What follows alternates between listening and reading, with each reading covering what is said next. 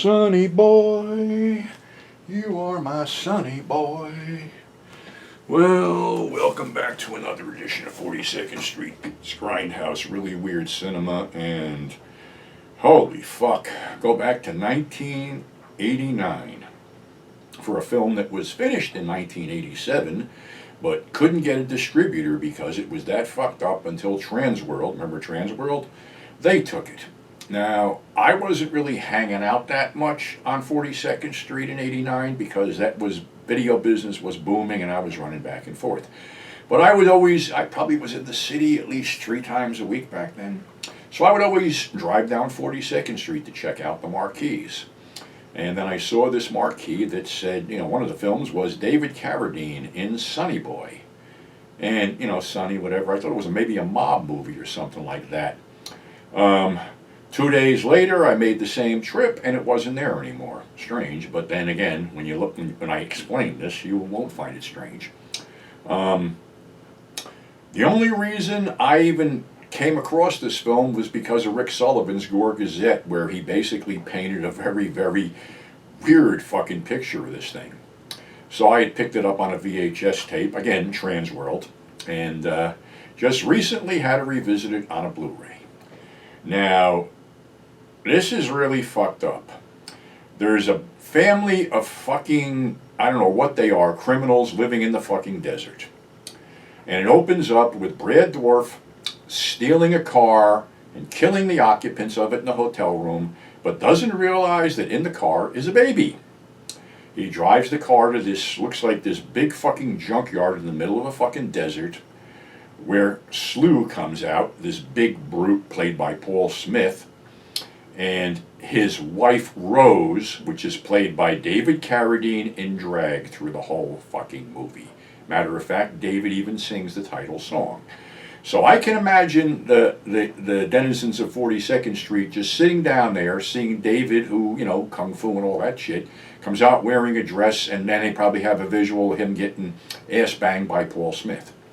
So anyway, if you think that's weird, it gets fucking weirder. Well, Rose wants to adopt the kid, and they take the kid, they cut its tongue out and raise it as feral to do their bidding.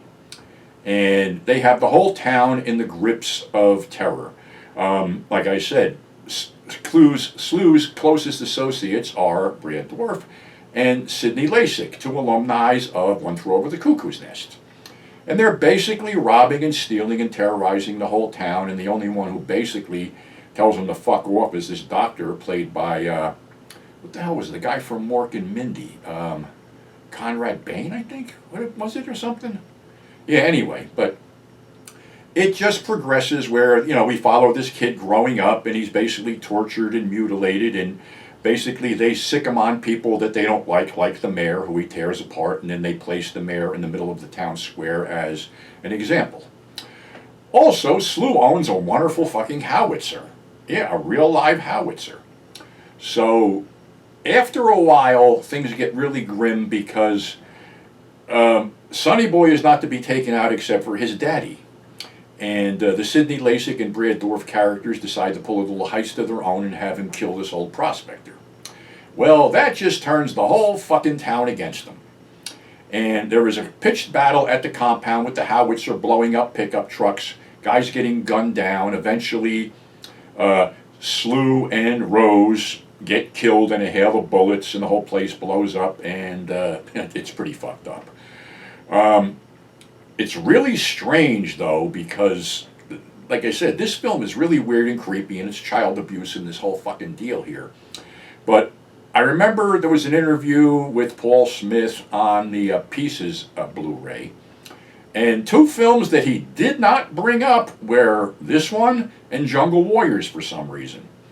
And to be honest with you, here's a guy that basically went from doing A-list films like Popeye and Midnight Run to this stuff, which, I got no problem with people doing B movies, but it just seems like a long, hard fucking fall from the top there. And, Pieces was another one that he did. He's a presence, I'll tell you that. And, if you ever heard the interview on the Pieces Blu-ray, it's pretty intense that basically he was in Germany with a Jewish guy visiting somebody, and They were in a bar and somebody said something about, well, that's one that didn't make the ovens, and there was a whole fucking brawl when it wound up that Paul Smith and his buddy basically put almost 20 fucking Germans in the hospital. So this was a guy that you didn't fuck with, period. It's available on Blu-ray. I think Shout Factory had it out, though it might be out of print now. It's not an easy watch. It's some people said there was some humor in it. It's like, all right, if you think watching David Carradine prance around with 5 o'clock shadow and rouge on is funny, well, knock yourself the fuck out. I don't care, but it's just a weird, twisted film, and probably when I drove up the block and it was gone, it was probably pulled after a couple days because it probably wasn't drawing anybody, and those that it did draw were probably not really happy seeing David Carradine wearing a floral print fucking dress. So that's our show for today. Thanks for subscribing. Thanks for tuning in. Still dealing with sick dogs, so on that happy note, we'll catch you on the flip side. And above all, stay safe.